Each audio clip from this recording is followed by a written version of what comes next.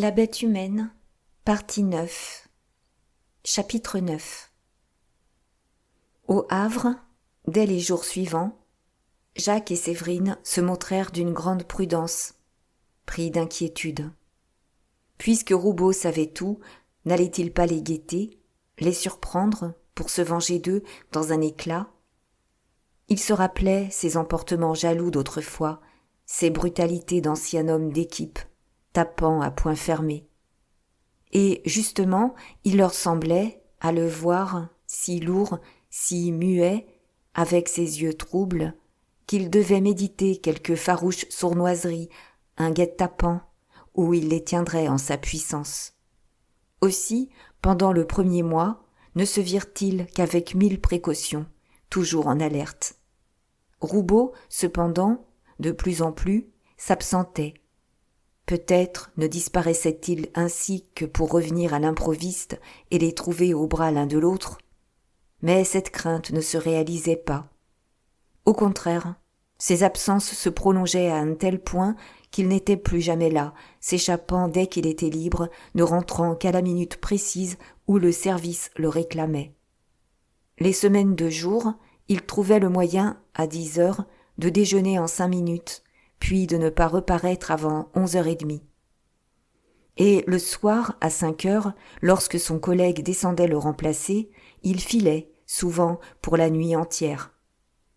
À peine prenait-il quelques heures de sommeil. Il en était de même des semaines de nuit, libre alors dès 5 heures du matin, mangeant et dormant dehors sans doute, en tout cas, ne revenant qu'à 5 heures du soir. Longtemps, dans ce désarroi, il avait gardé une ponctualité d'employé modèle, toujours présent à la minute exacte, si éreinté parfois qu'il ne tenait pas sur les jambes, mais debout pourtant, consciencieux à sa besogne. Puis, maintenant, des trous se produisaient. 2 fois déjà, l'autre sous-chef, Moulin, avait dû l'attendre 1 heure. Même un matin, après le déjeuner, apprenant qu'il ne reparaissait pas, il était venu le suppléer, en brave homme, pour lui éviter une réprimande. Et tout le service de Roubaud commençait ainsi à se ressentir de cette désorganisation lente. Le jour, ce n'était plus l'homme actif, n'expédiant ou ne recevant un train qu'après avoir tout vu par ses yeux, consignant les moindres faits dans son rapport au chef de gare, dur aux autres et à lui-même. La nuit, il s'endormait d'un sommeil de plomb, au fond du grand fauteuil de son bureau. Éveillé, il semblait sommeiller encore. Allait et venait sur le quai, les mains croisées derrière le dos, donnait d'une voix blanche les ordres dont il ne vérifiait pas l'exécution. Tout marchait quand même, par la force acquise de l'habitude, sauf un tamponnement dû à une négligence de sa part, un train de voyageurs lancé sur une voie de garage. Ses collègues, simplement, s'égayaient en comptant qu'il faisait la noce. La vérité était que Roubaud, à présent, vivait au premier étage du Café du Commerce, dans la petite salle écartée, devenue peu à peu un tripot. On racontait que des femmes s'y rendaient chaque nuit, mais on n'y en aurait trouvé réellement qu'une, la maîtresse d'un capitaine en retraite, âgée d'au moins 40 ans, joueuse enragée elle-même, sans sexe. Le sous-chef ne satisfaisait là que la morne passion du jeu, éveillée en lui au lendemain du meurtre, par le hasard d'une partie de piquet, grandie ensuite et changée en une habitude impérieuse pour l'absolue distraction, l'anéantissement qu'elle lui procurait. Elle l'avait possédé jusqu'à chasser le désir de la femme, chez ce mâle brutal. Elle le tenait désormais tout entier, comme l'assouvissement unique où il se contentait. Ce n'était pas que le remords l'eût jamais tourmenté du besoin de l'oubli, mais dans la secousse dont se détraquait son ménage, au milieu de son existence gâtée, il avait trouvé la consolation, l'étourdissement de bonheur égoïste qu'il pouvait goûter seul. Et tout sombrait maintenant, au fond de cette passion qui achevait de le désorganiser. L'alcool ne lui aurait pas donné des heures plus légères, plus rapides, affranchies à ce point. Il était dégagé du souci même de la vie, il lui semblait vivre avec une intensité extraordinaire, mais ailleurs, désintéressé, sans que plus rien le touchât des ennuis dont jadis il crevait de rage. Et il se portait fort bien, en dehors de la fatigue des nuits passées. Il engraissait même, d'une graisse lourde et jaune, les paupières pesantes sur ses yeux troubles. Quand il rentrait, avec la lenteur de ses gestes ensommeillés, il n'apportait plus chez lui, sur toute chose, qu'une souveraine indifférence. La nuit où Roubaud était revenu prendre les 300 francs d'or sous le parquet, il voulait payer M. Coche, le commissaire de surveillance, à la suite de plusieurs pertes successives. Celui-ci, vieux joueur, avait un beau sang-froid qui le rendait redoutable. D'ailleurs, il disait ne jouer que pour son plaisir. Il était tenu par ses fonctions de magistrat à garder les apparences de l'ancien militaire, resté garçon et vivant au café, en habitué tranquille. Ce qui ne l'empêchait pas de battre souvent les cartes la soirée entière et de ramasser tout l'argent des autres. Des bruits avaient circulé. On l'accusait aussi d'être si inexact à son poste qu'il était question de le forcer à se démettre. Mais les choses traînaient. Il y avait si peu de besogne. Pourquoi exiger plus de zèle? Et il se contentait toujours de paraître un instant sur les quais de la gare, où chacun le saluait. 3 semaines plus tard, Roubaud dut encore près de 400 francs à M. Coche. Il avait expliqué que l'héritage fait par sa femme les mettait fort à leur aise, mais il ajoutait en riant que celle-ci gardait les clés de la caisse, ce qui excusait sa lenteur à payer ses dettes de jeu. Puis, un matin, qu'il était seul, harcelé, il souleva de nouveau la frise et prit, dans la cachette, un billet de 1000 francs. Il tremblait de tous ses membres. Il n'avait pas éprouvé une émotion pareille la nuit des pièces d'or. Sans doute, ce n'était encore là pour lui qu'un appoint de hasard, tandis que le vol commençait, avec ce billet. Un malaise lui hérissait la chair lorsqu'il songeait à cet argent sacré auquel il s'était promis de ne toucher jamais. Autrefois, il jurait de mourir plutôt de faim, et il y touchait pourtant, et il n'aurait pu dire comment s'en étaient allés ses scrupules, un peu chaque jour sans doute, dans la lente fermentation du meurtre.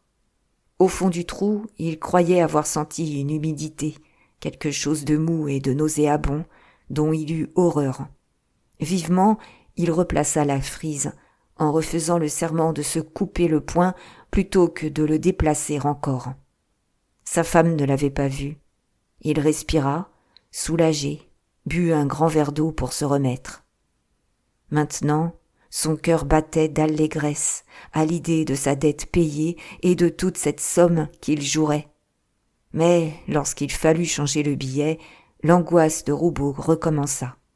Jadis, il était brave, il se serait livré s'il n'avait pas commis la bêtise de mêler sa femme à l'affaire, tandis que, à présent, la seule pensée des gendarmes lui donnait une sueur froide.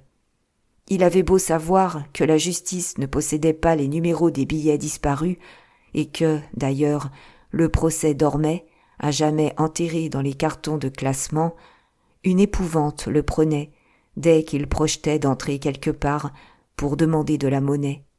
Pendant 5 jours, il garda le billet sur lui, et c'était une continuelle habitude, un besoin de le tâter, de le déplacer, de ne pas s'en séparer la nuit. Il bâtissait des plans très compliqués, se heurtait toujours à des craintes imprévues. D'abord, il avait cherché dans la gare. Pourquoi un collègue, chargé d'une recette, ne le lui prendrait-il pas? Puis, cela lui ayant paru extrêmement dangereux, il avait imaginé d'aller à l'autre bout du Havre, sans sa casquette d'uniforme, acheter n'importe quoi. Seulement, ne s'étonnerait-on pas de le voir, pour un petit objet, remuer une si grosse somme? Et il s'était arrêté à ce moyen de donner le billet au bureau de tabac du cours Napoléon, où il entrait chaque jour. N'était-ce pas le plus simple? On savait bien qu'elle avait hérité. La buraliste ne pouvait avoir de surprise. Il marcha jusqu'à la porte, se sentit défaillir et descendit vers le bassin Vauban pour s'exciter au courage. Après une demi-heure de promenade, il revint sans se décider encore. Et, le soir, au café du commerce, comme M. Coche était là, une bravade brusque lui fit tirer le billet de sa poche, en priant la patronne de le lui changer. Mais elle n'avait pas de monnaie. Elle dut envoyer un garçon le porter au bureau de tabac. Même on plaisanta sur le billet, qui semblait tout neuf, bien qu'il fût daté de 10 ans. Le commissaire de surveillance l'avait pris, et il le retournait, en disant que celui-là, pour sûr, avait dormi au fond de quelque trou. Ce qui jeta la maîtresse du capitaine retraité dans une histoire interminable de fortune cachée, puis retrouvée sous le marbre d'une commode. Des semaines s'écoulèrent, et cet argent que Roubaud avait dans les mains achevait d'enfiévrer sa passion. Ce n'était pas qu'il jouât gros jeu, mais une déveine le poursuivait, si constante, si noire, que les petites pertes de chaque jour, additionnées, arrivaient à se chiffrer par de grosses sommes. Vers la fin du mois, il se retrouva sans un sou, devant déjà sur parole quelques louis, malade de ne plus oser toucher une carte. Pourtant, il lutta, faillit s'aliter. L'idée des 9 billets qui dormaient là, sous le parquet de la salle à manger, tournait chez lui à une obsession de chaque minute. Il les voyait à travers le bois, il les sentait chauffer ses semelles. Dire que, s'il avait voulu, il en aurait pris un encore. Mais c'était bien juré cette fois. Il aurait plutôt mis sa main dans le feu que de fouiller de nouveau. Et un soir, comme Séverine s'était endormie de bonne heure, il souleva la frise, ses dents avec rage, éperdu d'une telle tristesse que ses yeux s'emplissaient de larmes. À quoi bon résister ainsi ? Ce ne serait que de la souffrance inutile, car il comprenait qu'il les prendrait maintenant jusqu'au dernier, un à un. Le lendemain matin, Séverine remarqua, par hasard, une écorchure toute fraîche à une arête de la frise. Elle se baissa, constata les traces d'une pesée. Évidemment, son mari continuait à prendre de l'argent. Et elle s'étonna du mouvement de colère qui l'emportait, car elle n'était pas intéressée d'habitude. Sans compter qu'elle aussi se croyait résolue à mourir de faim plutôt que de toucher à ses billets tachés de sang. Mais n'était-il pas à elle autant qu'à lui ? Pourquoi en disposait-il en se cachant, en évitant même de la consulter ? Jusqu'au dîner, elle fut tourmentée du besoin d'une certitude, et elle aurait à son tour déplacé la frise pour voir si elle n'avait senti un petit souffle froid dans ses cheveux à la pensée de fouiller là toute seule. Le mort n'allait-il pas se lever de ce trou ? Cette peur d'enfant lui rendit la salle à manger si désagréable qu'elle emporta son ouvrage et s'enferma dans sa chambre. Puis, le soir, comme tous deux mangeaient en silence un reste de ragoût, une nouvelle irritation la souleva en le voyant jeter des coups d'œil involontaires dans l'angle du parquet. « Tu en as repris, hein ?» demanda-t-elle brusquement. Il leva la tête, étonné. « De quoi donc ?»« Oh, ne fais pas l'innocent. Tu me comprends bien. Mais écoute, je ne veux pas que tu en reprennes, parce que ce n'est pas plus à toi qu'à moi, et que cela me rend malade de savoir que tu y touches. » D'habitude, il évitait les querelles. La vie commune n'était plus que le contact obligé de deux êtres liés l'un à l'autre, passant des journées entières sans échanger une parole, allant et venant côte à côte, comme étrangers désormais, indifférents et solitaires. Aussi se contenta-t-il de hausser les épaules, refusant toute explication. Mais elle était très excitée. Elle entendait en finir avec la question de cet argent caché là, dont elle souffrait depuis le jour du crime. « Je veux que tu me répondes. Ose me dire que tu n'y as pas touché. »« Qu'est-ce que ça te fiche ?»« Ça me fiche que ça me retourne. Aujourd'hui encore, j'ai eu peur. Je n'ai pas pu rester ici. Toutes les fois que tu remues ça, j'en ai pour 3 nuits à faire des rêves affreux. Nous n'en parlons jamais. Alors, reste tranquille. Ne me force pas à en parler. » Il la contemplait de ses gros yeux fixes. Il répéta lourdement. « Qu'est-ce que ça te fiche que j'y touche ? Si je ne te force pas à y toucher. C'est pour moi, ça me regarde. » Elle eut un geste violent qu'elle réprima. Puis, bouleversée, avec un visage de souffrance et de dégoût. « Ah tiens, je ne te comprends pas. Tu étais un honnête homme pourtant. Oui, tu n'aurais jamais pris un sou à personne. Et ce que tu as fait, ça pourrait se pardonner, car tu étais fou. Comme tu m'avais rendu folle moi-même. Mais cet argent, cet argent abominable, qui ne devait plus exister pour toi, et que tu voles sou à sou pour ton plaisir. Qu'est-ce qui se passe donc? Comment peux-tu être descendu si bas? » Il l'écoutait, et dans une minute de lucidité, il s'étonna aussi d'en être arrivé au vol. Les phases de la lente démoralisation s'effaçaient. Il ne pouvait renouer ce que le meurtre avait tranché autour de lui. Il ne s'expliquait plus comment une autre existence, presque un nouvel être, avait commencé, avec son ménage détruit, sa femme écartée et hostile. Tout de suite, d'ailleurs, l'irréparable le reprit. Il eut un geste, comme pour se débarrasser des réflexions importunes. « Quand on s'embête chez soi, grogna-t-il, on va se distraire dehors, puisque tu ne m'aimes plus. »« Oh non, je ne t'aime plus. » Il la regarda, donna un coup de poing sur la table, la face envahie d'un flot de sang. « Alors, fous-moi la paix.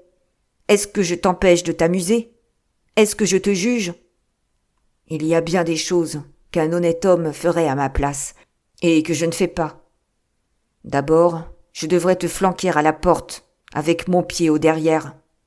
Ensuite, je ne volerai peut-être pas. » Elle était devenue toute pâle, car elle aussi avait souvent pensé que lorsqu'un homme, un jaloux, est ravagé par un mal intérieur au point de tolérer un amant à sa femme, il y a là l'indice d'une gangrène morale à marche envahissante, tuant les autres scrupules, désorganisant la conscience entière. Mais elle se débattait, elle refusait d'être responsable, et, balbutiante, elle cria « Je te défends de toucher à l'argent !» Il avait fini de manger. Tranquillement, il plia sa serviette, puis se leva, en disant d'un air goguenard « Si c'est ça que tu veux, nous allons partager. » Déjà, il se baissait, comme pour soulever la frise. Elle dut se précipiter, poser le pied sur le parquet. « Non, non, tu sais que j'aimerais mieux mourir. N'ouvre pas ça. Non, non, pas devant moi. » Séverine, ce soir-là, devait se rencontrer avec Jacques, derrière la gare des marchandises. Lorsqu'elle revint, après minuit, la scène de la soirée s'évoqua, et elle s'enferma à double tour dans sa chambre. Roubaud était de service de nuit. Elle ne craignait même pas qu'il rentrât se coucher, ainsi que cela arrivait rarement. Mais la couverture au menton, la lampe laissée en veilleuse, elle ne put s'endormir. Pourquoi avait-elle refusé de partager ? Et elle ne retrouvait plus, si vive, la révolte de son honnêteté, à l'idée de profiter de cet argent. N'avait-elle pas accepté le legs de la croix de Maufras ? Elle pouvait bien prendre l'argent aussi. Puis le frisson revenait. Non, non, jamais. L'argent, elle l'aurait pris. Ce qu'elle n'osait toucher, sans crainte d'en avoir les doigts brûlés, c'était cet argent volé sur un mort, l'abominable argent du meurtre. Elle se calmait de nouveau, elle raisonnait. Ce n'était pas pour le dépenser qu'elle l'aurait pris. Au contraire, elle l'aurait caché ailleurs, enterré dans un endroit connu d'elle seule, où il aurait dormi l'éternité. Et à cette heure, ce serait toujours une moitié de la somme sauvée des mains de son mari. Il ne triompherait pas en gardant le tout. Il n'irait pas jouer ce qui lui appartenait à elle. Lorsque la pendule sonna 3 heures, elle regrettait mortellement d'avoir refusé le partage. Une pensée lui venait bien, confuse, lointaine encore, se lever, fouiller sous le parquet, pour que lui n'eût plus rien. Seulement, un tel froid la glaçait qu'elle ne voulait pas y songer. Prendre tout, garder tout, sans qu'il osât même se plaindre. Et ce projet, peu à peu, s'imposait à elle, tandis qu'une volonté plus forte que sa résistance grandissait des profondeurs inconscientes de son être. Elle ne voulait pas, et elle sauta brusquement du lit, car elle ne pouvait faire autrement. Elle haussa la mèche de la lampe, elle passa dans la salle à manger. Dès lors, Séverine ne trembla plus. Ses terreurs s'en étaient allées. Elle procéda froidement, avec des gestes lents et précis de somnambule. Elle dut chercher le tisonnier qui servait à soulever la frise. Quand le trou fut découvert, comme elle voyait mal, elle approcha la lampe. Mais une stupeur la cloua, penchée, immobile. Le trou était vide. Évidemment, pendant qu'elle courait à son rendez-vous, Roubaud était remonté, travaillé, avant elle, de la même envie. Prendre tout, garder tout. Et d'un coup, il avait empoché les billets. Pas un ne restait. Elle s'agenouilla. Elle n'apercevait, au fond, que la montre et la chaîne, dont l'or luisait dans la poussière des lambourdes. Une rage froide la tint là un instant, raidie, demi-nue, répétant tout haut à 20 reprises « Voleur! Voleur! Voleur !» Puis, d'un mouvement furieux, elle empoigna la montre, tandis qu'une grosse araignée noire, dérangée, fuyait le long du plâtre. À coups de talon, elle replaça la frise, et elle revint se coucher, posant la lampe sur la table de nuit. Quand elle eut chaud, elle regarda la montre, qu'elle tenait dans son poing fermé, la retourna, l'examina longuement. Sur le boîtier, les 2 initiales du président, entrelacées, l'intéressaient. À l'intérieur, elle lut le numéro 2516, un chiffre de fabrication. C'était un bijou fort dangereux à garder, car la justice connaissait ce chiffre. Mais, dans sa colère de n'avoir pu sauver que ça, elle n'avait plus peur. Même, elle sentait que c'en était fini de ses cauchemars, maintenant qu'il n'y avait plus de cadavres sous son parquet. Enfin, elle marcherait tranquillement chez elle, où elle voudrait. Elle glissa la montre à son chevet, éteignit la lampe et s'endormit. Le lendemain, Jacques, qui avait un congé, devait attendre que Roubaud fût parti s'installer au café du commerce, selon son habitude, et monter alors déjeuner avec elle. Parfois, lorsqu'ils osaient, il faisait cette partie. Et, ce jour-là, en mangeant, frémissante encore, elle lui parla de l'argent, lui conta comment elle avait trouvé la cachette vide. Sa rancune contre son mari ne s'apaisait pas. Le même cri revenait, incessant. « Voleur! Voleur! Voleur !» Puis, elle apporta la montre. Elle voulut absolument la donner à Jacques, malgré la répugnance qu'il montrait. « Comprends donc, mon chéri, personne n'ira la chercher chez toi. Si je la garde, il me la prendra encore. Et ça, vois-tu, j'aimerais mieux lui laisser arracher un lambeau de ma chair. Non, il a eu trop. Je n'en voulais pas de cet argent. Il me faisait horreur. Jamais je n'en aurais dépensé un sou. Mais est-ce qu'il avait le droit d'en profiter, lui? Oh, je le hais. » Elle pleurait, elle insistait, avec de telles supplications que le jeune homme finit par mettre la montre dans la poche de son gilet. 1 heure se passa, et Jacques avait gardé Séverine sur ses genoux, à moitié dévêtue encore. Elle se renversait contre son épaule, un bras à son cou, dans une caresse alanguie, lorsque Roubaud, qui avait une clé, entra. D'un saut brusque, elle fut debout, mais c'était le flagrant délit, inutile de nier. Le mari s'était arrêté net, ne pouvant passer outre, tandis que l'amant restait assis, stupéfié. Alors elle ne s'embarrassa même pas dans une explication quelconque. Elle s'avança et répéta rageusement « Voleur! Voleur! Voleur !» Une seconde, Roubaud hésita, puis, avec le haussement d'épaules dont il écartait tout maintenant, il entra dans la chambre, prit un calepin de service qu'il y avait oublié. Mais elle le poursuivait, l'accablait. « Tu as fouillé. Ose donc dire que tu n'as pas fouillé. Et tu as tout pris. Voleur, voleur, voleur !» Sans une parole, il traversa la salle à manger. À la porte seulement, il se retourna, l'enveloppa de son morne regard. « Fous-moi la paix, hein ?» Et il partit.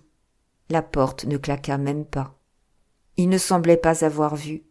Il n'avait fait aucune allusion à cet amant qui était là. Au bout d'un grand silence, Séverine se tourna vers Jacques. « Crois-tu » Celui-ci, qui n'avait pas dit un mot, se leva enfin, et il donna son opinion. « C'est un homme fini. » Tous deux en tombèrent d'accord. À leur surprise de l'amant toléré, après l'amant assassiné, succédait un dégoût pour le mari complaisant. Quand un homme en arrive là, il est dans la boue, il peut rouler à tous les ruisseaux. Dès ce jour, Séverine et Jacques eurent liberté entière. Ils en usèrent sans se soucier davantage de Roubaud. Mais, à présent que le mari ne les inquiétait plus, leur grand souci fut l'espionnage de madame Lebleu, la voisine, toujours aux aguets. Certainement, elle se doutait de quelque chose. Jacques avait beau étouffer le bruit de ses pas à chacune de ses visites, il voyait la porte d'en face s'entrebâiller imperceptiblement, tandis que, par la fente, un œil le dévisageait. Cela devenait intolérable. Il n'osait plus monter, car, s'il se risquait, on le savait là, une oreille venait se coller à la serrure, de sorte qu'il n'était pas possible de s'embrasser, ni même de causer librement. Et ce fut alors que Séverine, exaspérée devant ce nouvel obstacle à sa passion, reprit contre les Lebleu son ancienne campagne pour avoir leur logement. Il était notoire que, de tout temps, le sous-chef l'avait occupé, mais ce n'était plus la vue superbe, les fenêtres donnant sur la cour du départ et sur les hauteurs d'Ingouville qui la tentaient. L'unique raison de son désir, qu'elle ne disait pas, était que le logement avait une seconde entrée, une porte ouvrant sur un escalier de service. Jacques pourrait monter et s'en aller par là, sans que madame Lebleu soupçonnât même ses visites. Enfin, il serait libre. La bataille fut terrible. Cette question, qui avait déjà passionné tout le corridor, se réveilla, s'envenima d'heure en heure. Madame Lebleu, menacée, se défendait désespérément, certaine d'en mourir si on l'enfermait dans le noir logement du derrière, barré par le fêtage de la marquise, d'une tristesse de cachot. Comment voulait-on qu'elle vécût au fond de ce trou, elle habituée à sa chambre si claire, ouverte sur le vaste horizon, égayée du continuel mouvement des voyageurs, et ses jambes lui défendaient toute promenade, elle n'aurait plus jamais que la vue d'un toit de zinc, autant la tuer tout de suite. Malheureusement, ce n'étaient là que des raisons sentimentales. Et elle était bien forcée d'avouer qu'elle tenait le logement de l'ancien sous-chef, le prédécesseur de Roubaud, qui, célibataire, le lui avait cédé par galanterie. Même il devait exister une lettre de son mari s'engageant à le rendre si un nouveau sous-chef le réclamait. Comme on n'avait pas retrouvé la lettre encore, elle en niait l'existence. À mesure que sa cause se gâtait, elle se faisait plus violente, plus agressive. Un moment, elle avait tâché de mettre avec elle, en la compromettant, la femme de Moulin, l'autre sous-chef, qui avait vu, disait-elle, des hommes embrasser madame Roubaud dans l'escalier. Et Moulin s'était fâché, car sa femme, une douce et très insignifiante créature qu'on ne rencontrait jamais, jurait en pleurant n'avoir rien vu et n'avoir rien dit. Pendant 8 jours, ce commérage souffla la tempête, d'un bout à l'autre du corridor. Mais la grande faute de madame Lebleu, celle qui devait entraîner sa défaite, était toujours d'irriter mademoiselle Guichon, la buraliste, par son espionnage entêté.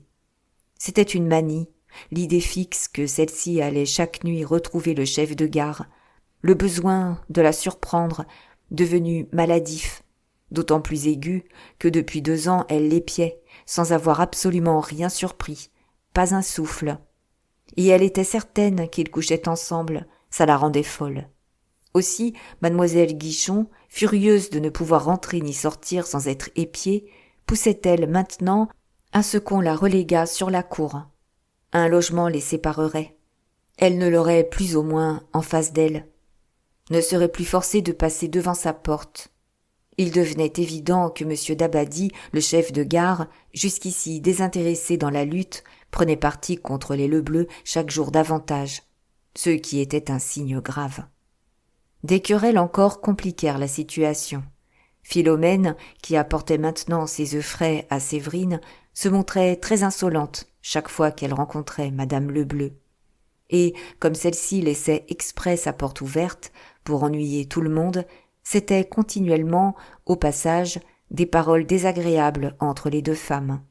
Cette intimité de Séverine et de Philomène en étant venue à des confidences, la dernière avait fini par faire les commissions de Jacques près de sa maîtresse, lorsqu'il n'osait monter lui-même.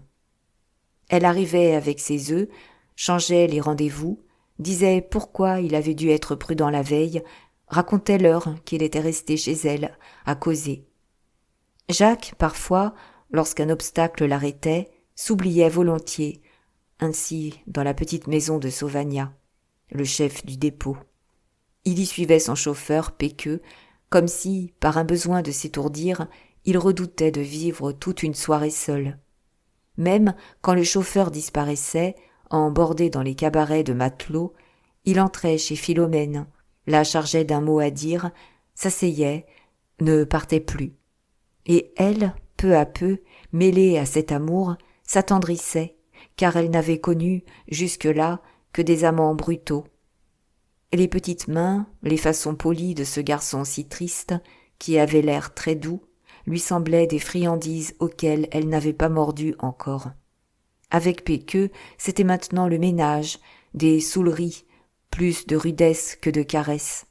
Tandis que, lorsqu'elle portait une parole gentille du mécanicien à la femme du sous-chef, elle en goûtait, pour elle-même, le goût délicat de fruits défendus. Un jour, elle lui fit ses confidences, se plaignit du chauffeur. Un sournois, disait-elle, sous son air de rire, très capable d'un mauvais coup, les jours où il était ivre. Il remarqua qu'elle soignait davantage son grand corps brûlé de maigre cavale, désirable malgré tout, avec ses beaux yeux de passion, buvant moins, tenant la maison moins sale. Son frère Sauvagnat, ayant un soir entendu une voix d'homme, était entré la main haute pour la corriger. Mais, en reconnaissant le garçon qui causait avec elle, il avait simplement offert une bouteille de cidre. Jacques, bien reçu, guéri là de son frisson, paraissait s'y plaire. Aussi, Philomène montrait-elle une amitié de plus en plus vive pour Séverine, s'emportant contre madame Lebleu, qu'elle traitait partout de vieille gueuse. Une nuit qu'elle avait rencontré les deux amants derrière son petit jardin, elle les accompagna dans l'ombre jusqu'à la remise où ils se cachaient d'habitude. « Ah bien, vous êtes trop bonne, puisque le logement est à vous. C'est moi qui l'en tirerai par les cheveux. Tapez donc dessus !» Mais Jacques n'était pas pour un éclat. « Non, non, monsieur Dabadie s'en occupe.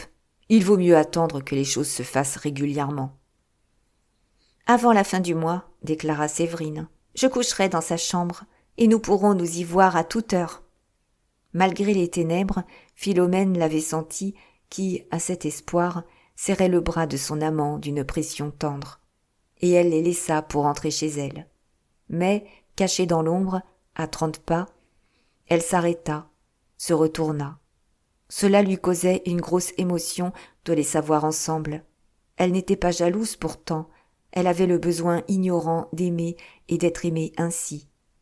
Jacques, chaque jour, s'assombrissait davantage.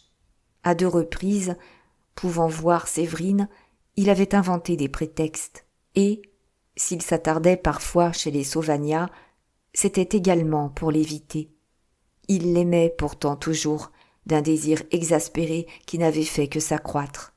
Mais, dans ses bras, maintenant, l'affreux mal le reprenait, un tel vertige qu'il s'en dégageait vite, glacé, terrifié de n'être plus lui, de sentir la bête prête à mordre.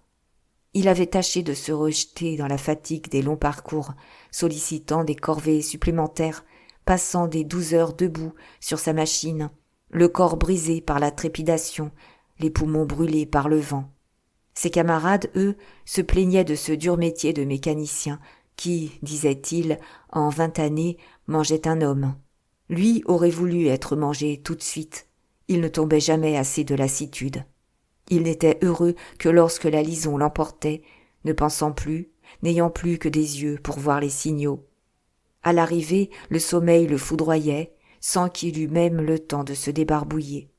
Seulement, avec le réveil, revenait le tourment de l'idée fixe.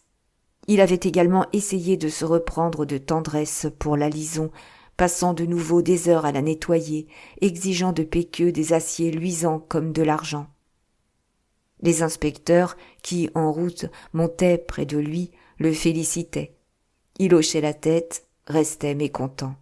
Car, lui, savait bien que sa machine, depuis l'arrêt dans la neige, n'était plus la bien portante, la vaillante d'autrefois. Sans doute, dans la réparation des pistons et des tiroirs, elle avait perdu de son âme ce mystérieux équilibre de vie dû au hasard du montage. Il en souffrait.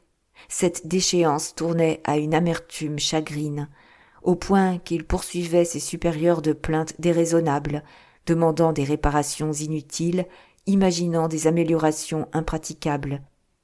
On les lui refusait. Il en devenait plus sombre. Convaincu que la Lison était très malade et qu'il n'y avait désormais rien à faire de propre avec elle. Sa tendresse s'en décourageait. À quoi bon aimer, puisqu'il tuerait tout ce qu'il aimerait? Et il apportait à sa maîtresse cette rage d'amour désespéré que ne pouvait user ni la souffrance, ni la fatigue. Séverine l'avait bien senti changer, et elle se désolait elle aussi, croyant qu'il s'attristait à cause d'elle, depuis qu'il savait.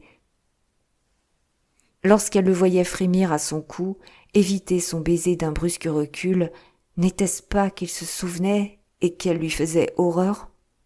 Jamais elle n'avait osé remettre la conversation sur ces choses. Elle se repentait d'avoir parlé, surprise de l'emportement de son aveu, dans ce lit étranger, où ils avaient brûlé tous deux, ne se souvenant même plus de son lointain besoin de confidence. Comme satisfaite aujourd'hui de l'avoir avec elle, au fond de ce secret. Et elle l'aimait, elle le désirait certainement davantage, depuis qu'il n'ignorait plus rien. C'était une passion insatiable, la femme enfin éveillée, une créature faite uniquement pour la caresse, tout entière amante, et qui n'était point mère. Elle ne vivait plus que par Jacques. Elle ne mentait pas lorsqu'elle disait son effort pour se fondre en lui, car elle n'avait qu'un rêve, qu'il l'emportât, qu'il la gardât dans sa chair.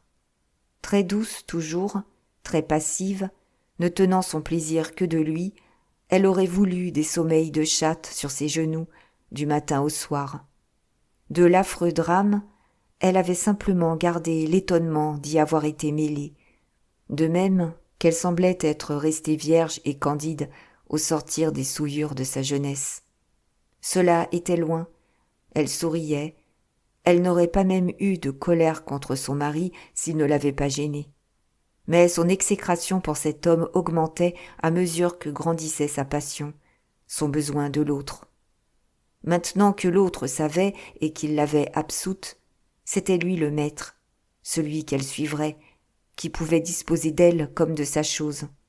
Elle s'était fait donner son portrait, une carte photographique, et elle couchait avec, elle s'endormait, la bouche collée sur l'image, très malheureuse depuis qu'elle le voyait malheureux, sans arriver à deviner au juste ce dont il souffrait ainsi. Cependant, leur rendez-vous continuait au dehors, en attendant qu'ils pussent se voir tranquillement chez elle, dans le nouveau logement conquis. L'hiver finissait, le mois de février était très doux. Ils prolongeaient leur promenade, marchaient pendant des heures à travers les terrains vagues de la gare. Car lui évitait de s'arrêter, et lorsqu'elle se pendait à ses épaules, qu'il était forcé de s'asseoir et de la posséder, il exigeait que ce fût sans lumière, dans sa terreur de frapper, s'il apercevait un coin de sa peau nue. Tant qu'il ne verrait pas, il résisterait peut-être. À Paris, où elle le suivait toujours, chaque vendredi, il fermait soigneusement les rideaux en racontant que la pleine clarté lui coupait son plaisir. Ce voyage hebdomadaire, elle le faisait maintenant sans même donner d'explication à son mari. Pour les voisins, l'ancien prétexte, son mal au genou, servait. Et elle disait aussi qu'elle allait embrasser sa nourrice, la mère Victoire, dont la convalescence traînait à l'hôpital.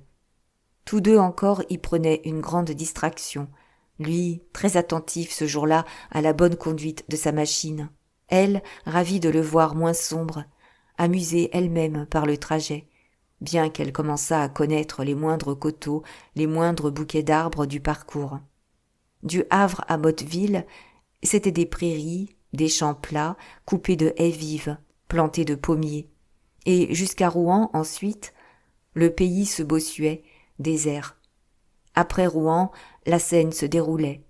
On la traversait à Sotteville, à Oissel, à Pont-de-l'Arche. Puis, au travers des vastes plaines, sans cesse elle reparaissait, largement déployée. Dès Gaillon, on ne la quittait plus.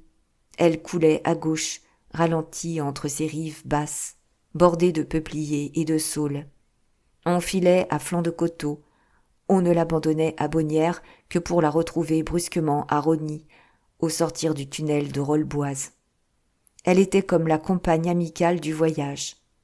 3 fois encore on la franchissait avant l'arrivée. Et c'était Mantes et son clocher dans les arbres, Triel avec les taches blanches de ses plâtrières, Poissy que l'on coupait en plein cœur, les 2 murailles vertes de la forêt de Saint-Germain, les talus de colombes débordant de lilas, la banlieue enfin, Paris deviné, aperçu du pont d'Asnières, l'arc de triomphe lointain, au-dessus des constructions lépreuses hérissées de cheminées d'usines. La machine s'engouffrait sous les batignolles, on débarquait dans la gare retentissante. Et, jusqu'au soir, ils s'appartenaient, ils étaient libres. Au retour, il faisait nuit, elle fermait les yeux, revivait son bonheur. Mais le matin comme le soir, chaque fois qu'elle passait à la croix de Maufras, elle avançait la tête, jetait un coup d'œil prudent sans se montrer, certaine de trouver là, devant la barrière, Flore debout, présentant le drapeau dans sa gaine, enveloppant le train de son regard de flamme.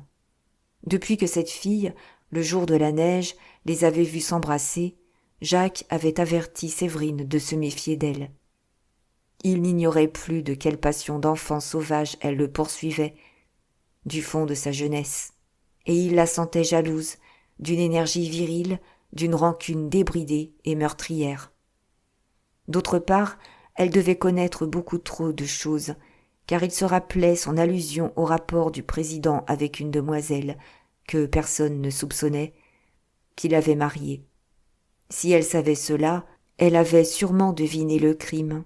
Sans doute allait-elle parler, écrire, se venger par une dénonciation. Mais les journées, les semaines s'étaient écoulées et rien ne se produisait.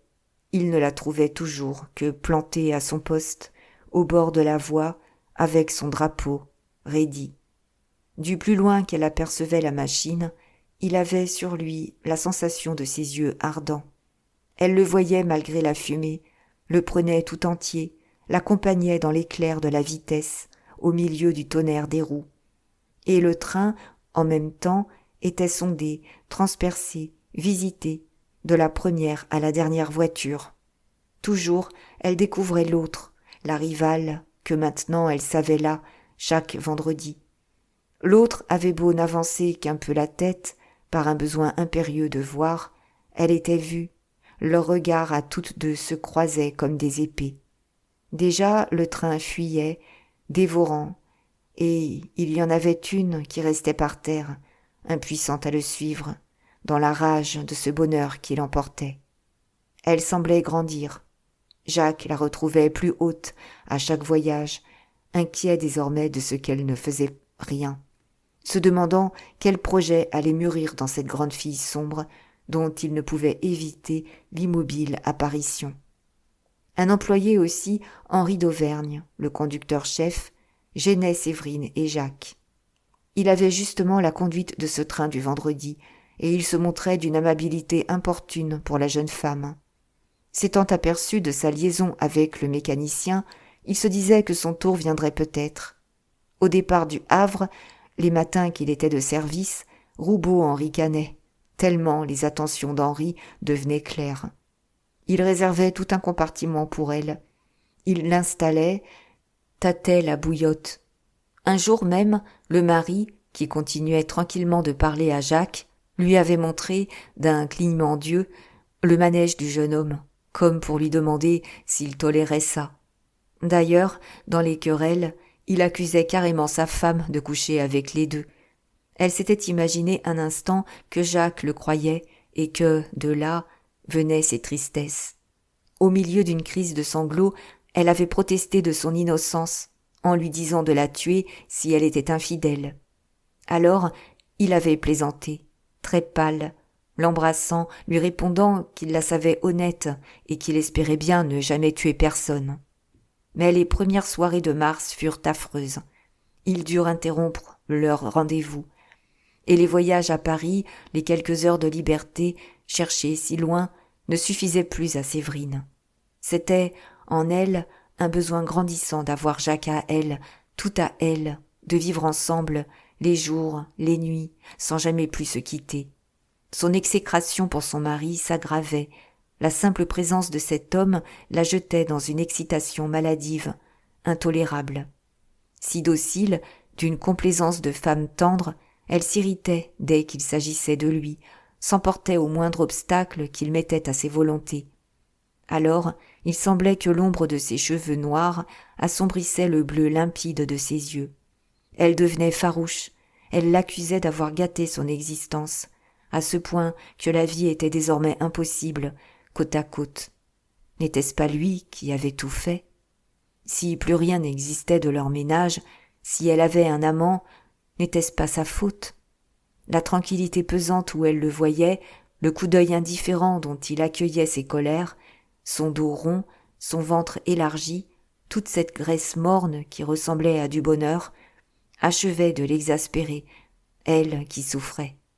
Rompre, s'éloigner, aller recommencer de vivre ailleurs, elle ne songeait plus qu'à cela. Oh, recommencer, faire surtout que le passé ne fût pas, recommencer la vie avant toutes ces abominations, se retrouver telle qu'elle était à 15 ans, et aimer, et être aimée, et vivre comme elle rêvait de vivre alors. Pendant 8 jours, elle caressa un projet de fuite. Elle partait avec Jacques, il se cachait en Belgique, il s'y installait en jeune ménage laborieux. Mais elle ne lui en parla même pas. Tout de suite, des empêchements s'étaient produits, l'irrégularité de la situation, le tremblement continuel où il serait, surtout l'ennui de laisser à son mari sa fortune, l'argent, la croix de Maufras. Par une donation du dernier vivant, il s'était tout légué. Et elle se trouvait, en sa puissance, dans cette tutelle légale de la femme qui liait ses mains. Plutôt que de partir en abandonnant un sou, elle aurait préféré mourir là. Un jour qu'il remonta, livide, dire qu'en traversant devant une locomotive, il avait senti le tampon lui effleurer le coude, elle songea que, s'il était mort, elle serait libre. Elle le regardait de ses grands yeux fixes. Pourquoi donc ne mourrait-il pas, puisqu'elle ne l'aimait plus, et qu'il gênait tout le monde maintenant? Dès lors, le rêve de Séverine changea. Roubaud était mort d'accident, et elle partait avec Jacques pour l'Amérique. Mais ils étaient mariés. Ils avaient vendu la croix de Maufras, réalisé toute la fortune. Derrière eux, ils ne laissaient aucune crainte. S'ils s'expatriaient, c'était pour renaître, aux bras l'un de l'autre. Là-bas, rien ne serait plus de ce qu'elle voulait oublier. Elle pourrait croire que la vie était neuve. Puisqu'elle s'était trompée, elle reprendrait au commencement l'expérience du bonheur. Lui trouverait bien une occupation. Elle-même entreprendrait quelque chose. Ce serait la fortune, des enfants sans doute, une existence nouvelle de travail et de félicité. Dès qu'elle était seule, le matin au lit, la journée en brodant, elle retombait dans cette imagination, la corrigeait, l'élargissait, y ajoutait sans cesse des détails heureux, finissait par se croire comblée de joie et de bien. Elle, qui autrefois sortait si rarement, avait à cette heure la passion d'aller voir les paquebots partir. Elle descendait sur la jetée, s'accoudait, suivait la fumée du navire jusqu'à ce qu'elle se fût confondue avec les brumes du large. Et elle se dédoublait, se croyait sur le pont avec Jacques, déjà loin de France, en route pour le paradis rêvé.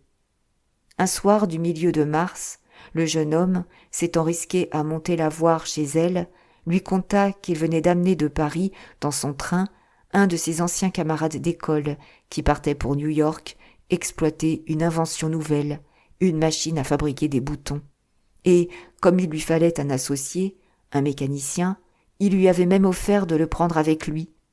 Oh, une affaire superbe, qui ne nécessiterait guère qu'un apport d'une 30 000 francs, et où il y avait peut-être des millions à gagner. Il disait cela pour causer simplement, ajoutant d'ailleurs qu'il avait, bien entendu, refusé l'offre. Cependant, il en restait le cœur un peu gros, car il est dur tout de même de renoncer à la fortune quand elle se présente. Séverine l'écoutait, debout, les regards perdus. N'était-ce pas son rêve qui allait se réaliser ? « Ah » murmura-t-elle enfin, « nous partirions demain ?» Il leva la tête, surpris. « Comment nous partirions ?»« Oui, s'il était mort. » Elle n'avait pas nommé Roubaud, ne le désignant que d'un mouvement du menton. Mais il avait compris. Il eut un geste vague pour dire que, par malheur, il n'était pas mort. « Nous partirions, » reprit-elle de sa voix lente et profonde. « Nous serions si heureux là-bas. Les 30 000 francs, je les aurais en vendant la propriété. Et j'aurais encore de quoi nous installer. Toi, tu ferais valoir tout ça. Moi, j'arrangerais un petit intérieur où nous nous aimerions de toute notre force. Oh, ce serait bon, ce serait si bon. » Et elle ajouta très bas, « Loin de tout souvenir, rien que des jours nouveaux, devant nous. » Il était envahi d'une grande douceur. Leurs mains se joignirent, se serrèrent instinctivement, et ni l'un ni l'autre ne causait plus, absorbés tous deux en cet espoir. Puis ce fut elle encore qui parla. « Tu devrais quand même revoir ton ami avant son départ et le prier de ne pas prendre un associé sans te prévenir. » De nouveau, il s'étonnait. « Pourquoi donc ?»« Mon Dieu, est-ce qu'on sait ? L'autre jour, avec cette locomotive, une seconde de plus, et j'étais libre. On est vivant le matin, n'est-ce pas ? On est mort le soir. » Elle le regardait fixement. Elle répéta. « Ah, s'il était mort !»« Tu ne veux pourtant pas que je le tue ?» demanda-t-il en essayant de sourire. À 3 reprises, elle dit non, mais ses yeux disaient oui, ses yeux de femme tendre, toutes à l'inexorable cruauté de sa passion. Puisqu'il en avait tué un autre, pourquoi ne l'aurait-on pas tué ? Cela venait de pousser en elle, brusquement, comme une conséquence, une fin nécessaire. Le tuer et s'en aller, rien de si simple. Lui mort, tout finirait, elle pourrait tout recommencer. Déjà, elle ne voyait plus d'autre dénouement possible, sa résolution était prise, absolue. Tandis que, d'un branle léger, elle continuait à dire non, n'ayant pas le courage de sa violence. Lui, adossé au buffet, affectait toujours de sourire. Il venait d'apercevoir le couteau qui traînait là. « Si tu veux que je le tue, il faut que tu me donnes le couteau. J'ai déjà la montre, ça me fera un petit musée. » Il riait plus fort. Elle répondit gravement. « Prends le couteau. » Et lorsqu'il l'eut mis dans sa poche, comme pour pousser la plaisanterie jusqu'au bout, il l'embrassa. « Eh bien, maintenant, bonsoir. Je vais tout de suite voir mon ami. Je lui dirai d'attendre. Samedi, s'il ne pleut pas, viens donc me rejoindre derrière la maison des Sauvagnat. Hein ? C'est entendu ? Et sois tranquille. Nous ne tuerons personne. C'est pour rire. » Cependant, malgré l'heure tardive, Jacques descendit vers le port pour trouver, à l'hôtel où il devait coucher, le camarade qui partait le lendemain. Il lui parla d'un héritage possible, demanda 15 jours avant de lui donner une réponse définitive. Puis, en revenant vers la gare, par les grandes avenues noires, il songea, s'étonna de sa démarche. Avait-il donc résolu de tuer Roubaud, puisqu'il disposait déjà de sa femme et de son argent ? Non, certes, il n'avait rien décidé, il ne se précautionnait sans doute ainsi que dans le cas où il se déciderait. Mais le souvenir de Séverine s'évoqua, la pression brûlante de sa main, son regard fixe qui disait oui lorsque sa bouche disait non. Évidemment, elle voulait qu'il tuât l'autre. Il fut pris d'un grand trouble. Qu'allait-il faire ? Rentré rue François Mazeline, couché près de Péqueux, qui ronflait, Jacques ne put dormir. Malgré lui, son cerveau travaillait sur cette idée de meurtre, ce canevas d'un drame qu'il arrangeait, dont il calculait les plus lointaines conséquences.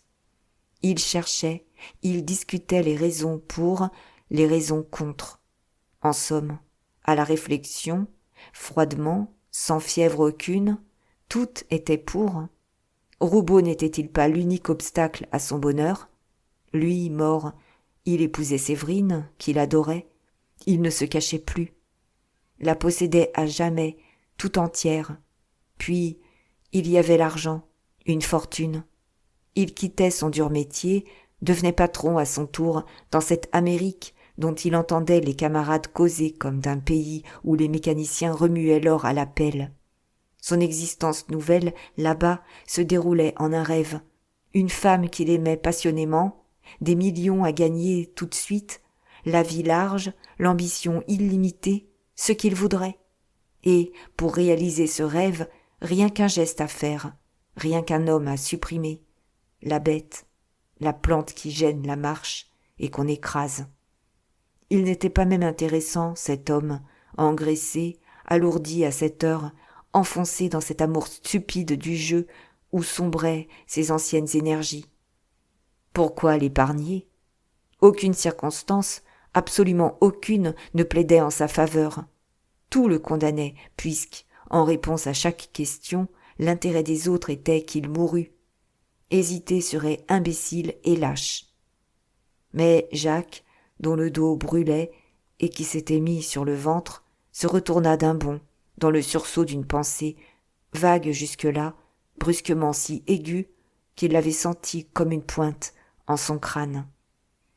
Lui, qui, dès l'enfance, voulait tuer, qui était ravagé jusqu'à la torture par l'horreur de cette idée fixe, pourquoi donc ne tuait-il pas Roubaud? Peut-être, sur cette victime choisie, assouvirait-il à jamais son besoin de meurtre? Et, de la sorte, il ne ferait pas seulement une bonne affaire, il serait en outre guéri. Guéri, mon Dieu! Ne plus avoir ce frisson du sang, pouvoir posséder Séverine sans cet éveil farouche de l'ancien mâle, emportant à son cou les femelles éventrées. Une sueur l'inonda. Il se vit le couteau au poing, frappant à la gorge Roubaud, comme celui-ci avait frappé le président. Et satisfait, et rassasié, à mesure que la plaie saignait sur ses mains. Il le tuerait. Il était résolu, puisque là était la guérison, la femme adorée, la fortune. À en tuer un, s'il devait tuer, c'était celui-là qu'il tuerait, sachant au moins ce qu'il faisait, raisonnablement, par intérêt et par logique. Cette décision prise, comme 3 heures du matin venaient de sonner, Jacques tâcha de dormir. Il perdait déjà connaissance lorsqu'une secousse profonde le souleva, le fit asseoir dans son lit, étouffant.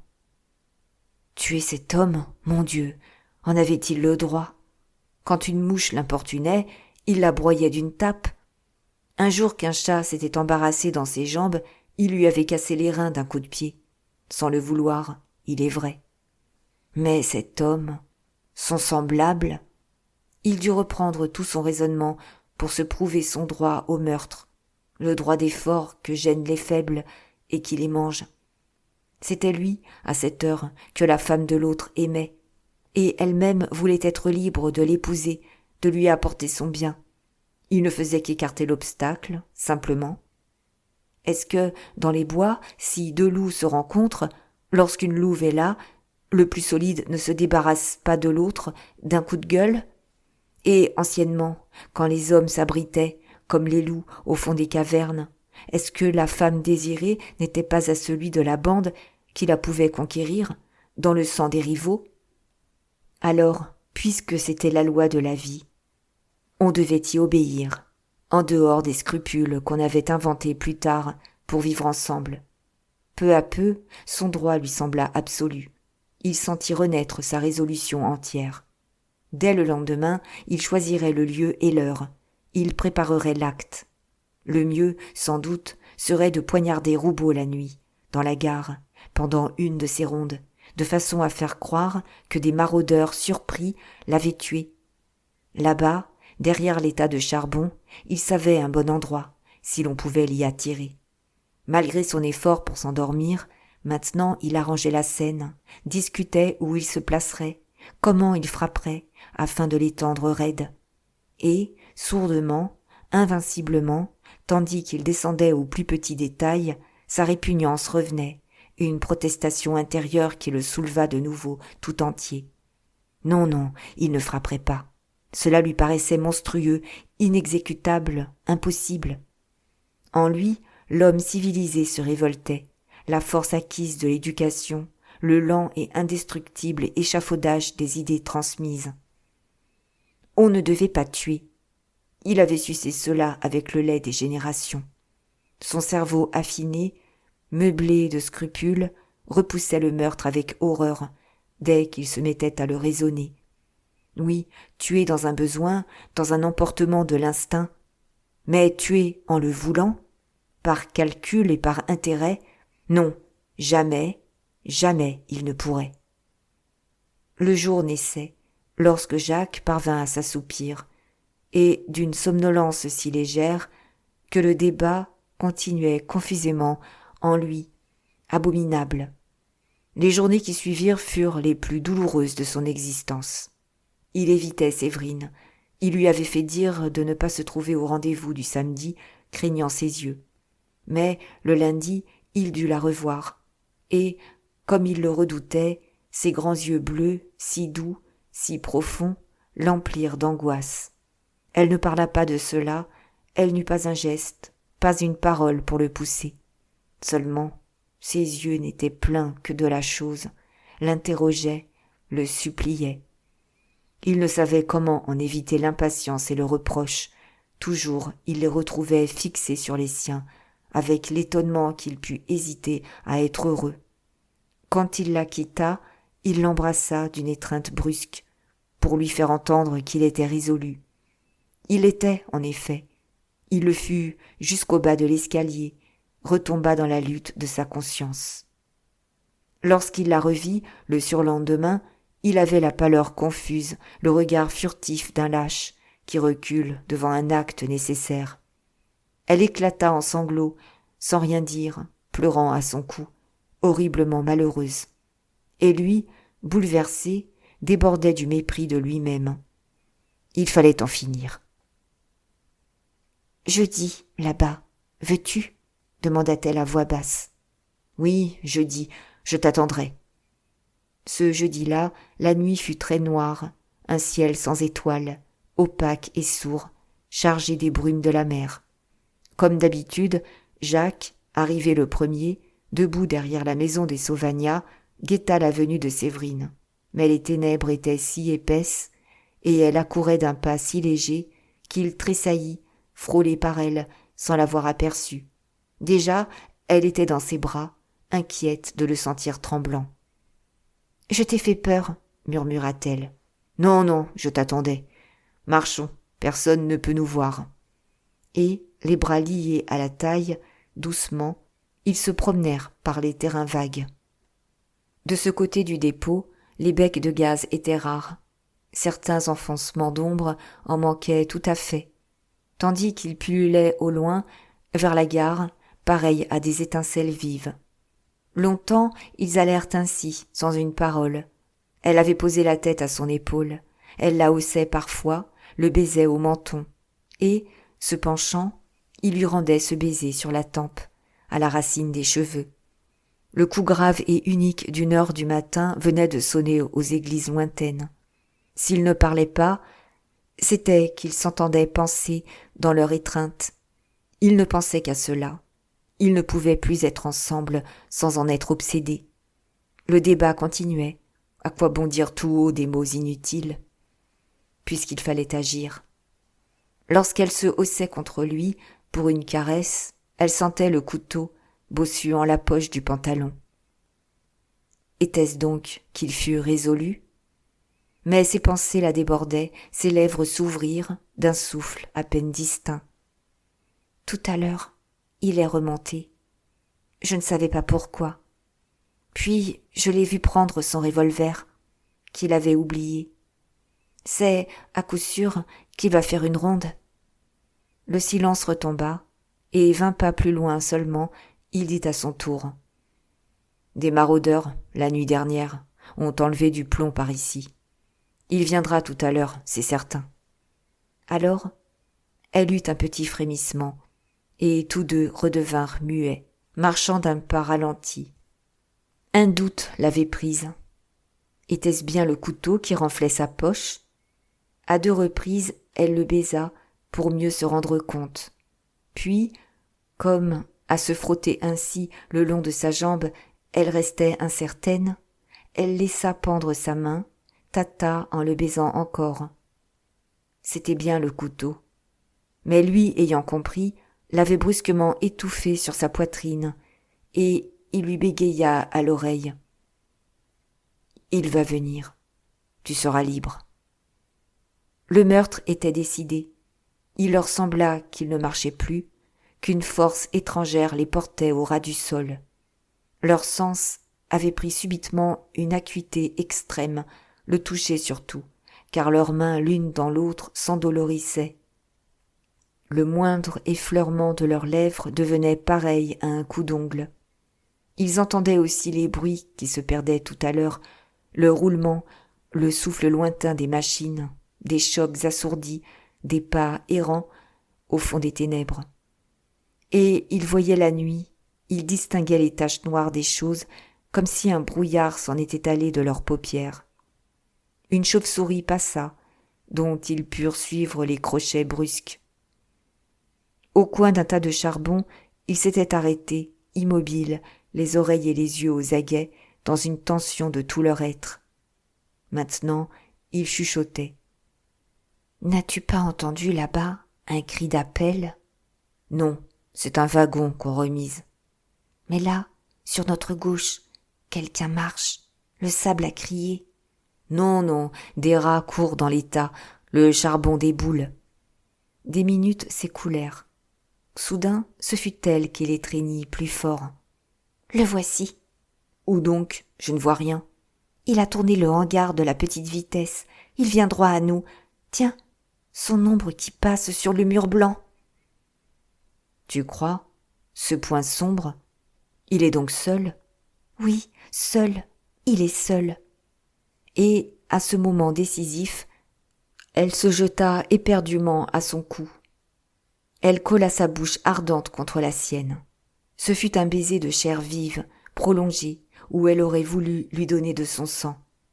Comme elle l'aimait et comme elle exécrait l'autre. Ah, si elle avait osé, déjà 20 fois elle-même aurait fait la besogne, pour lui en éviter l'horreur.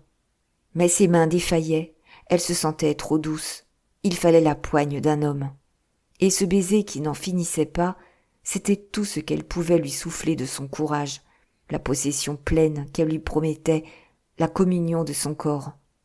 Au loin, une machine sifflait, jetant à la nuit une plainte de mélancolique détresse. À coups réguliers, on entendait un fracas, le choc d'un marteau géant, venu on ne savait d'où. Tandis que les brumes, montées de la mer, mettaient au ciel le défilé d'un chaos en marche, dont les déchirures errantes semblaient par moments éteindre les étincelles vives des becs de gaz. Lorsqu'elle ôta sa bouche enfin, elle n'avait plus rien à elle. Tout entière, elle crut être passée en lui. D'un geste prompt, il avait déjà ouvert le couteau. Mais il eut un juron étouffé. « Nom de Dieu, c'est fichu encore, il s'en va !» C'était vrai, l'ombre mouvante, après s'être approchée d'eux à une 50aine de pas, venait de tourner à gauche et s'éloignait, du pas régulier d'un surveillant de nuit que rien n'inquiète. Alors elle le poussa. « Va donc !» Et tous deux partirent, lui devant, elle dans ses talons. Tous deux filèrent, se glissèrent derrière l'homme, en chasse, évitant le bruit. Un instant, au coin des ateliers de réparation, ils le perdirent de vue. Puis, comme il coupait court en traversant une voie de garage, ils le retrouvèrent à 20 pas au plus. Ils durent profiter des moindres bouts de mur pour s'abriter. Un simple faux pas les aurait trahis. « Nous ne l'aurons pas, » gronda-t-il sourdement. « S'il atteint le poste de l'aiguilleur, il s'échappe. » Elle, toujours, répétait dans son cou. « Va, va donc !» À cette minute, par ces vastes terrains plats, noyés de ténèbres, au milieu de cette désolation nocturne d'une grande gare, il était résolu, comme dans la solitude complice d'un coupe-gorge. Et, tout en hâtant furtivement le pas, il s'excitait, se raisonnait encore, se donnait les arguments qui allaient faire de ce meurtre une action sage, légitime, logiquement débattue et décidée. C'était bien un droit qu'il exerçait, le droit même de vie, puisque ce sang d'un autre était indispensable à son existence même.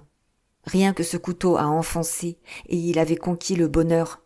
« Nous ne l'aurons pas, nous ne l'aurons pas !» répéta-t-il furieusement, en voyant l'ombre dépasser le poste de l'aiguilleur. « C'est fichu, le voilà qui file !» Mais, de sa main nerveuse, brusquement, elle l'empoigna au bras, l'immobilisa contre elle. « Vois, il revient !» Roubaud, en effet, revenait. Il avait tourné à droite, puis il redescendit. Peut-être, derrière son dos, avait-il eu la sensation vague des meurtriers lancés sur sa piste. Pourtant, il continuait à marcher de son pas tranquille, en gardien consciencieux qui ne veut pas rentrer sans avoir donné son coup d'œil partout. Arrêtés nets dans leur course, Jacques et Séverine ne bougeaient plus. Le hasard les avait plantés à l'angle même d'un tas de charbon. Ils s'y adossèrent, semblèrent y entrer, l'échine collée au mur noir, confondus, perdus dans cette mare d'encre. Ils étaient sans souffle. Et Jacques regardait Roubaud venir droit à eux. 30 mètres à peine les séparaient. Chaque pas diminuait la distance, régulièrement, rythmé, comme par le balancier inexorable du destin. Encore 20 pas, encore 10 pas. Il l'aurait devant lui. Il lèverait le bras de cette façon, lui planterait le couteau dans la gorge en tirant de droite à gauche pour étouffer le cri. Les secondes lui semblaient interminables. Un tel flot de pensées traversait le vide de son crâne que la mesure du temps en était abolie. Toutes les raisons qui le déterminaient défilèrent une fois de plus. Il revit nettement le crime, les causes et les conséquences. Encore 5 pas. Sa résolution, tendue à se rompre, restait inébranlable. Il voulait tuer. Il savait pourquoi il tuerait. Mais à 2 pas, à 1 pas, ce fut une débâcle. Tout croula en lui, d'un coup. Non, non, il ne tuerait point. Il ne pouvait tuer ainsi cet homme sans défense. Le raisonnement ne ferait jamais le meurtre. Il fallait l'instinct de mordre, le sceau qui jette sur la proie, la faim ou la passion qui la déchire. Qu'importait si la conscience n'était faite que des idées transmises par une lente hérédité de justice. Il ne se sentait pas le droit de tuer, et il avait beau faire, il n'arrivait pas à se persuader qu'il pouvait le prendre. Roubaud, tranquillement, passa. Son coude effleura les 2 autres dans le charbon. Une haleine les eut décelés, mais ils restèrent comme morts. Le bras ne se leva point, n'enfonça point le couteau. Rien ne fit frémir les ténèbres épaisses, pas même un frisson. Déjà, il était loin, à 10 pas, qu'immobile encore, le dos cloué au tas noir, tous 2 demeuraient sans souffle, dans l'épouvante de cet homme seul, désarmé, qui venait de les frôler, d'une marche si paisible. Jacques eut un sanglot étouffé de rage et de honte. « Je ne peux pas, je ne peux pas !» Il voulut reprendre Séverine, s'appuyer à elle dans un besoin d'être excusée, consolée. Sans dire une parole, elle s'échappa. Il avait allongé les mains, n'avait senti que sa jupe glissait entre ses doigts. Et il entendait seulement sa fuite légère. En vain, il la poursuivit un instant, car cette brusque disparition achevait de le bouleverser. Était-elle donc si fâchée de sa faiblesse? Le méprisait-elle? La prudence l'empêcha de la rejoindre. Mais, quand il se retrouva seul dans ces vastes terrains plats, tachés des petites larmes jaunes du gaz, un affreux désespoir le prit. Il se hâta d'en sortir, d'aller abîmer sa tête au fond de son oreiller pour y anéantir l'abomination de son existence. Ce fut une dizaine de jours plus tard, vers la fin de mars, que les Roubaud triomphèrent enfin des Lebleu. L'administration avait reconnu juste leur demande, appuyée par M. Dabadie. D'autant plus que la fameuse lettre du caissier, s'engageant à rendre le logement, si un nouveau sous-chef le réclamait, venait d'être retrouvée par mademoiselle Guichon, en cherchant d'anciens comptes dans les archives de la gare. Et, tout de suite, madame Lebleu, exaspérée de sa défaite, parla de déménager. Puisqu'on voulait sa mort, autant valait-il en finir sans attendre. Pendant 3 jours, ce déménagement mémorable enfiévra le couloir. La petite madame Moulin elle-même, si effacée qu'on ne voyait jamais ni entrer ni sortir, s'y compromit en portant la table à ouvrage de Séverine d'un logement dans l'autre. Mais Philomène surtout souffla la discorde, venue là pour aider dès la première heure, faisant les paquets, bousculant les meubles, envahissant le logement du devant avant que la locataire l'eût quitté. Et ce fut elle qui l'en expulsa au milieu de la débandade des 2 mobiliers, mêlés, confondus dans le transbordement. Elle en était arrivée à montrer, pour Jacques et pour tous ceux qui l'aimaient, un tel zèle que Péqueux, étonné, pris de soupçons, lui avait demandé de son mauvais air sournois, son air d'ivrogne vindicatif, si c'était à cette heure qu'elle couchait avec son mécanicien, en l'avertissant qu'il leur réglerait leur compte à tous les 2, le jour où il les surprendrait. Son coup de cœur pour le jeune homme en avait grandi. Elle se faisait leur servante, à lui et à sa maîtresse, dans l'espoir de l'avoir aussi un peu à elle, en se mettant entre eux. Lorsqu'elle eut emporté la dernière chaise, les portes battirent. Puis, ayant aperçu un tabouret oublié par la caissière, elle rouvrit, le jeta à travers le corridor. C'était fini. Alors, lentement, l'existence reprit son train monotone. Pendant que madame Lebleu, sur le derrière, clouée par ses rhumatismes au fond de son fauteuil, se mourait d'ennui, avec de grosses larmes dans les yeux, à ne plus voir que le zinc de la marquise barrant le ciel, Séverine travaillait à son interminable couvre-pied, installé près d'une des fenêtres du devant. Elle avait, sous elle, l'agitation gaie de la cour du départ, le continuel flot des piétons et des voitures. Déjà, le printemps hâtif verdissait les bourgeons des grands arbres au bord des trottoirs, et au-delà, les coteaux lointains d'Ingouville déroulaient leurs pentes boisées que piquaient les taches blanches des maisons de campagne. Mais elle s'étonnait de prendre si peu de plaisir à réaliser enfin ce rêve, être là, dans ce logement convoité, avoir devant soi de l'espace, du jour, du soleil. Même, comme sa femme de ménage, la mère Simon, grognait, furieuse de ne pas retrouver ses habitudes, elle en était impatientée. Elle regrettait par moments son ancien trou, ainsi qu'elle disait, où la saleté se voyait moins. Roubaud, lui, avait simplement laissé faire. Il ne semblait pas savoir qu'il eût changé de niche. Souvent encore il se trompait, ne s'apercevait de sa méprise que lorsque sa nouvelle clé n'entrait pas dans l'ancienne serrure. D'ailleurs, il s'absentait de plus en plus. La désorganisation continuait. Un instant cependant, il parut se ranimer sous le réveil de ses idées politiques. Non qu'elles fussent très nettes, très ardentes, mais il gardait à cœur son affaire avec le sous-préfet, qui avait failli lui coûter son emploi. Depuis que l'Empire, ébranlé par les élections générales, traversait une crise terrible, il triomphait.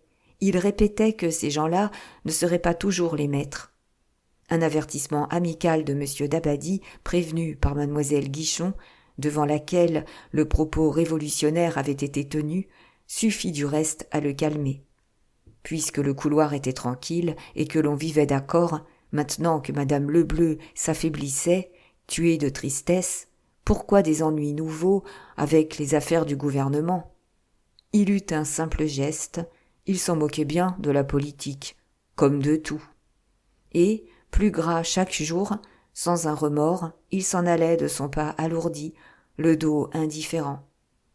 Entre Jacques et Séverine, la gêne avait grandi, depuis qu'ils pouvaient se rencontrer à toute heure. Plus rien ne les empêchait d'être heureux. Ils la montaient voir par l'autre escalier, quand il lui plaisait, sans crainte d'être espionnés. Et le logement leur appartenait. Il aurait couché là s'il en avait eu l'audace. Mais c'était l'irréalisé, l'acte voulu, consenti par eux deux, qu'ils n'accomplissaient pas et dont la pensée, désormais, mettait entre eux un malaise, un mur infranchissable. Lui, qui apportait la honte de sa faiblesse, la trouvait chaque fois plus sombre, malade d'inutiles attentes. Leurs lèvres ne se cherchaient même plus, car cette demi-possession, il l'avait épuisée. C'était tout le bonheur qu'il voulait, le départ, le mariage là-bas, l'autre vie. Un soir, Jacques trouva Séverine en larmes, et lorsqu'elle l'aperçut, elle ne s'arrêta pas, elle sanglota plus fort, pendue à son cou. Déjà, elle avait pleuré ainsi, mais il l'apaisait d'une étreinte, tandis que, sur son cœur, il la sentait cette fois ravagée d'un désespoir grandissant à mesure qu'il la pressait davantage. Il fut bouleversé. Il finit par lui prendre la tête entre ses deux mains, et, la regardant de tout près, au fond de ses yeux noyés, il jura, comprenant bien que, si elle se désespérait ainsi, c'était d'être femme, de ne point oser frapper elle-même dans sa douceur passive. « Pardonne-moi, attends encore. Je te le jure, bientôt, dès que je pourrai. » Tout de suite, elle avait collé sa bouche à la sienne, comme pour sceller ce serment, et ils eurent un de ces baisers profonds où ils se confondaient dans la communion de leur chair.